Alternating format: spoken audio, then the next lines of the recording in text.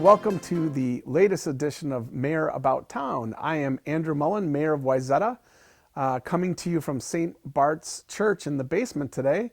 And on today's show, featuring Kevin Ward from IOCP, Ryan Carlson from Wayzata West Middle School, and Father Klockeman from St. Barts Church. This is the show where we feature the people, places, and organizations that make Wayzata special. Today we're here with Kevin Ward, the director of IOCP, which is Interfaith Outreach and Community Partners. He's led the organization since 2020, and he has served in various nonprofit and business leadership roles throughout her career. Welcome to the show, Kevin. My pleasure. Let me first of all say congratulations. Thank you. Appreciate that, Kevin. Yeah, for sure. Maybe we'll just start with maybe a little bit of background on the organization you lead, and then we'll drill into a little bit more about you. Absolutely. So, Interfaith Outreach and Community Partners, also known as IOCP in our local community. We've been around for 46 years. Wow. And ironically enough, where we're taping right now is in the basement of St. Bart's. This is where it all started 46 years ago. Really? With a vision to do coordinated response to some of the need that was showing up in our community. Okay. And you've been leading the organization since 2020. Tell us a little bit about the people that you serve and the types of services that you offer members of our community. Absolutely. So we serve anyone who comes to us with a need and meet the qualifications for us responding to that need. And the way that our services break down, think of it like this: basic needs, which are food, clothing, housing, shelter. And we also talk about safety being a basic need too. Okay. And then we have stability, because we want people to be stable in our community. Those are things like transportation. We help folks find jobs. We have a early childhood education. We have where we work with families on the mental health side. And we think that when you have a coordinated effort and those programs working together, it helps families to respond to whatever's showing up in their lives. Oh, wow. Okay. So sort of part of your name is interfaith. So it sounds like, as you said, it started in the faith-based community. Can you talk a little bit about the history of IOCP and its connection to Wayzata? Yeah, for sure. So we started, our founder, LaDonna Hoy. I call her one of Wayzata's saints. Yeah, she's awesome and still engaged in the work. But it started seeing a need in the community. And rather than having someone who's in need go to this church or go to that church or go to this church, go to that church, the idea was, how could we pull the resources together in a coordinated, organized fashion that then could respond to that need? And then it wasn't just on each one of those faith communities, but it was them coming together in a coordinated way to respond. And we've been doing that for 46 years. Amazing. Yeah. So one of the events that you hold every year that's near and dear to my heart is the night Sleep out. Sleep out. Yeah. So sure. so I used to live for 11 years next door to Shoe Bob Fisher, and he's one of the, I think, the originators of that event. But maybe talk a little bit about kind of the ways that you engage the community to support IOCP. Yeah. So the Sleep Out has been a very successful campaign for us. And the idea was to bring awareness to the community. Oftentimes in our community, because we're in the suburbs, there's this idea that there's no poverty here. Well, that's not true, because we served 5,000 individuals last year. Wow. And so that just gives you an idea. But it was a way to bring an awareness to some of the things that people struggle with when they're unhoused. And so the Sleep Out was a campaign where folks could have an opportunity to go out. They would pitch a tent, the kids would sleep in boxes. And since then, we've evolved that. We continue to evolve that to talk about just having a budget work for the family. And sometimes, out here you don't see a lot of people sleeping out, but what happens is they can't pay the rent. Or bam, something happens, the car breaks down, and now they found themselves needing transportation. And so that's where it started, and that's how it continues to evolve in our community. And then, you started in Wayzata, but you're technically in Plymouth now. Can you just tell our viewing audience a little bit where you're located and the types of services that are at 6 and 101? Yeah, for sure. So we started, again, Wayzata in the basement of St. Barts, and then we went downtown Wayzata, and we were in a little small place there. I think they moved that building from St. Bart's Yeah. down there, actually. And so about 14, 15 years ago, we moved out to 101 6th, Yep. where we currently are, and our programs have just expanded. So when if someone's in need and they come, a lot of times they're coming to the food shelf. And sometimes that food shelf is an indicator that something else isn't working in their budget. And then once they come to that, they have access, if they're in our service area, to some of the other programs in which we offer. Okay. But it's a place where, one of the things I love about this community and interfaith, it is literally neighbors taking care of neighbors. That's neat. Yeah. So, IOCP has been fortunate to have you leading the organization since 2020, but so you're widely known in the greater Wayzata area. But for those who aren't familiar with you, maybe just give a little bit about your background Yeah. and in addition to IOCP. For sure. So I been here four and a half years, and I have a very interesting background of for-profit and nonprofit. But before I came here, I was working for a youth organization, working on the emotional, social parts of youth. And I bring a lot of different, all the way from association management to nonprofit to for-profit. And, what I really enjoy in my role is how do we accomplish this mission and this vision of the organization with everyone being a part of that. And so there's a saying, it doesn't matter where you came from, it only matters where you are. And right now I'm firmly planted in this community, trying to make a difference. Well, we're fortunate to have you, Kevin, and thanks for being on the show. My Appreciate it pleasure. very much. Absolutely. Hey, today we're with Ryan Carlson, who's the principal of Wayzata West Middle School here in Wayzata. It's actually the only, I just learned today, the only Wayzata public school in city proper of Wayzata, but you're also my next door neighbor. I live right next door to you on Berry Avenue. Ryan comes to us from Edina Public Schools. I guess first I'd like to hear a little bit about kind of your role in leading Wayzata West. Yeah, this is my 5th year as principal at Wayzata West. Just feel really fortunate to lead such a great school and such a great community and school district.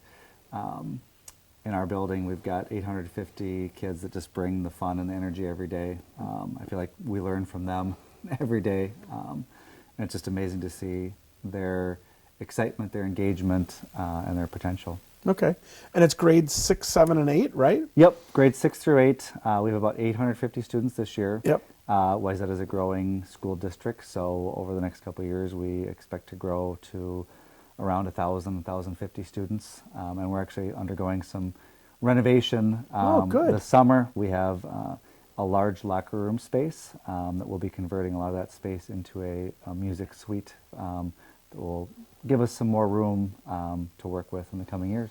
Yeah, maybe give us a little bit of history of Wayzata West. I know the original elementary school, or actually it might have been K through 8, was Winston, and then Wayzata West used to be the high school, right? So tell us a little bit about when it was built and its history and how it got to be the middle school it is today. Yep, so it was built in 1951, Okay. Which when I tell our students that they were designing this school in the 1940s, it blows their mind. Oh, I bet.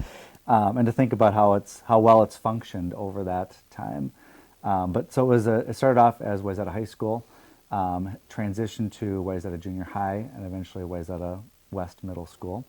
And during that time, the district has grown tremendously to being one of the largest districts in the state. But I love even doing as we think through the locker room renovation, I've given tours of different school board members, community members, to show off that space, and it's like going back in time a little bit. It feels like a little Back to the Future. You go in and there's lockers still in our locker room from when the high school football team used that as a locker room, so you can see who was the captain, who was the coach. So Oh, that's kind of cool. kind of a cool history piece. So as as we're looking at renovating, we're like, okay, what pieces do we need to pull out and Yeah. kind of celebrate Yeah. as pieces of our history? So for Wayzata folks that are not familiar with Wayzata West, tell us a little bit about your educational philosophy and what the school stands for, or what you're known for. I mean, obviously you're, teaching the basics, but what would you want Wayzata West to be known for? I guess there's a couple things that stand out. I think one thing, we're a school that really focuses on the student experience and student agency. We want students to own their learning and be given opportunities to make choices and be key drivers of their learning. Education shouldn't be just something that's done to our students. They need to be an active participant in their learning, asking questions, thinking about the next thing they need to do for their learning. So we do things all the time to help them build those skills, because when they come to us as middle schoolers, those aren't skills they automatically just have. Oh, no. And even as adults, I would say we make decisions for our learning that sometimes don't go well for us, and we learn from those experiences. So I think that's part of the beauty of middle school, is we want to give them chances to make decisions and then have them reflect on that experience and then make a better decision in the future. Obviously, we need to help guide those choices at times. But I would say student agency is a big piece. Another thing in our building is we want to create a community of learners and community of leaders. So when I was in junior high, we had a student council of probably 5 or 6 kids that were kind of the student leaders of the building. We have student leadership groups throughout the building that over 300 of our students participated in, in some way. So that the goal is to have them It's engage. like a third of your population. Yeah, exactly. And kids they love the experience of leading and following their passions.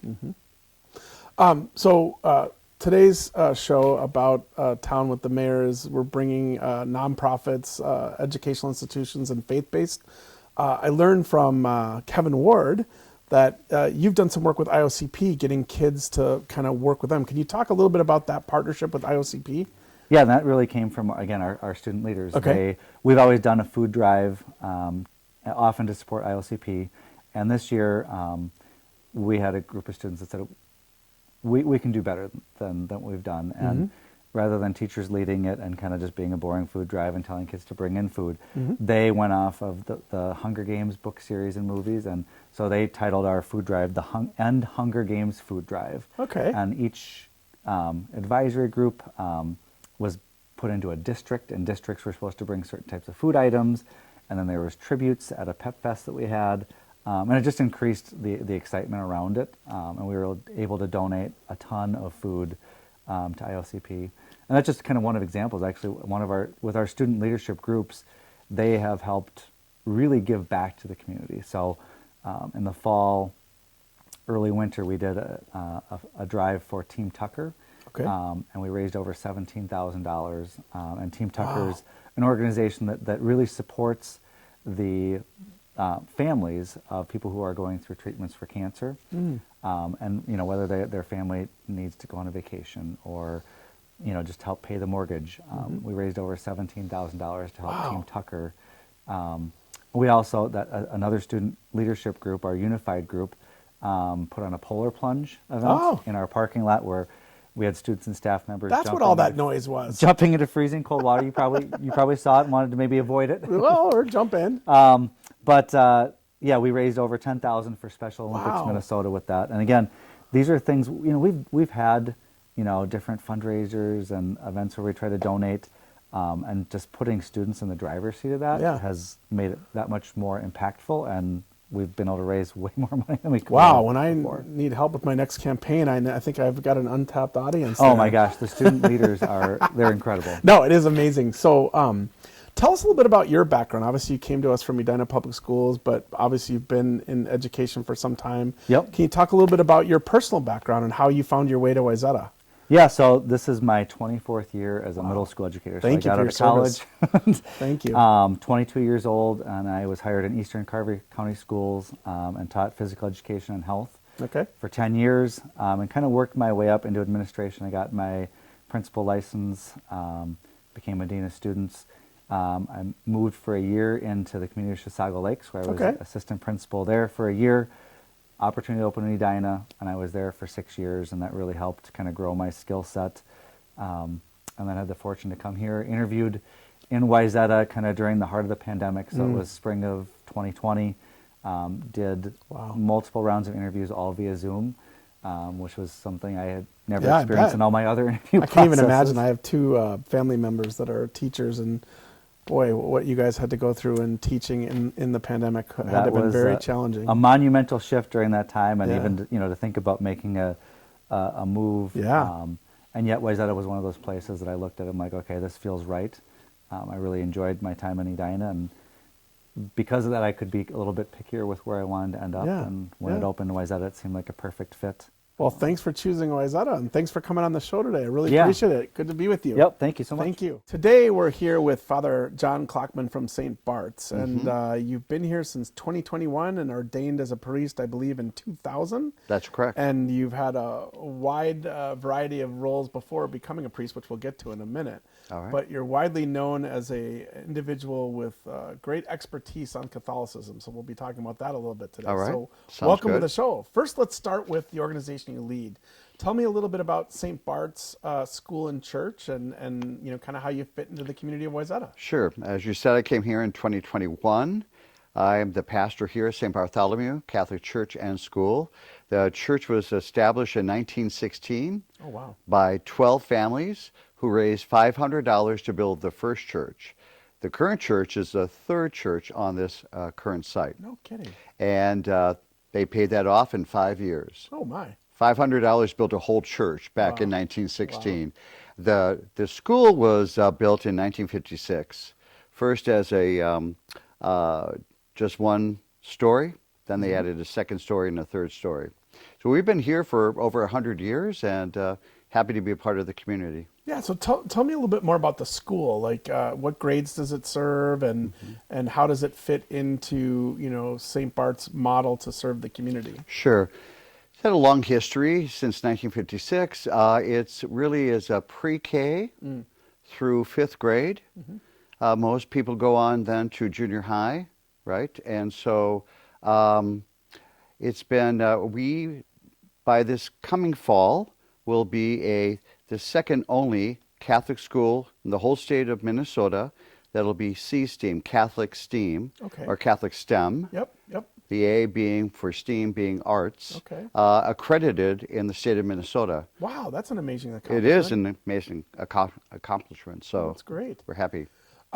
You happen to be right across the street from Wayzata City Hall, but I Yes. know that St. Bart's does a lot in our community beyond church and school. So talk a little bit about all the different outreach that St. Bart's has here in the community of Wayzata.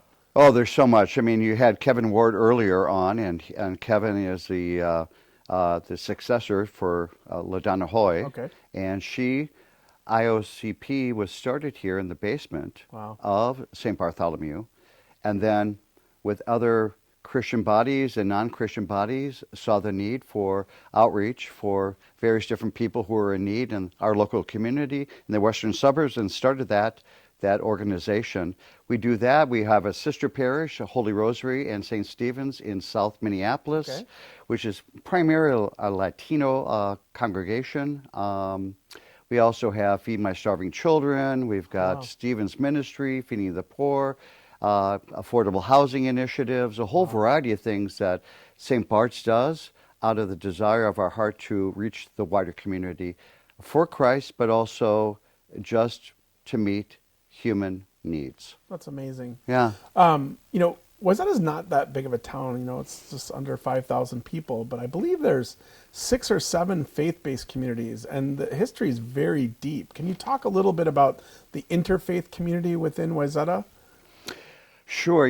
When I first arrived in 2021, there was this whole change of pastors here, Protestant and Catholic. So we're all still getting to know each other. Most of us have been here as far as our communities, faith-based communities, for over 100 years. And so when St. Bart's arrived, as I said, 12 families, $500, built a church. 1916, this was a little fishing village. There wasn't much here, right? Sure, that's right. And we've been here as a presence of faith ever since then. So we love to collaborate with other faith-based and non-faith-based people so we can accelerate and collaborate and meet the needs of the local community. That's amazing. So you've been here now about 5 years, and somewhat of a tough question, but you talked about a vast amount of different programs. What are you most proud of, maybe recently, that the church has brought into our community? I would say twofold. One would be IOCP, which has a long history, and very grateful that it started in the basement here at St. Bartholomew, but also our being accredited as a C-STEAM Catholic school. As I said earlier, second only in the state of Minnesota. Yeah. And that is, it meets the needs of our students, that our class sizes are smaller, but it's individualized teaching and meeting the needs of kids that perhaps understand and grow in their education in different ways. Yeah. So C-STEAM is really meant to focus in on that, and recognizing also that parents are the first teachers of their children, as you know as a father, right? Yeah, absolutely.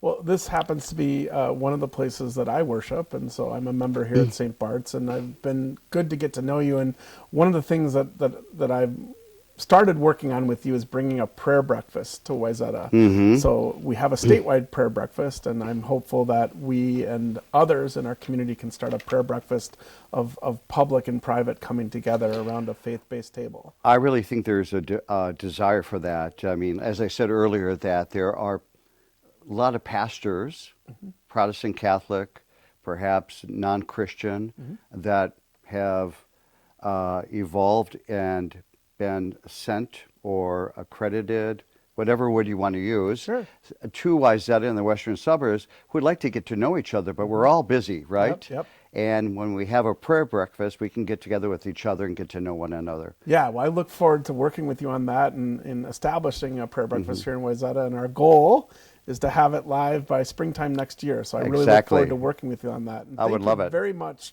for coming on the show, and more importantly, for hosting us today in this beautiful building. You know, took a little tour with you today. It's a wonderful place, and you were very generous to open your doors to our show today. So thank you. Well, any pastor would say anyone's welcome to come here, whether it's St. Bart's or any other church, any other community, and collaborate with us and the good work that we do for the greater good of the world.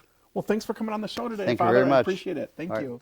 Thanks for tuning in today for another edition of Mayor About Town, where we feature the people, the places, and the organizations that make Wayzata special. Remember to support local and strengthen Wayzata, and we'll see you about town.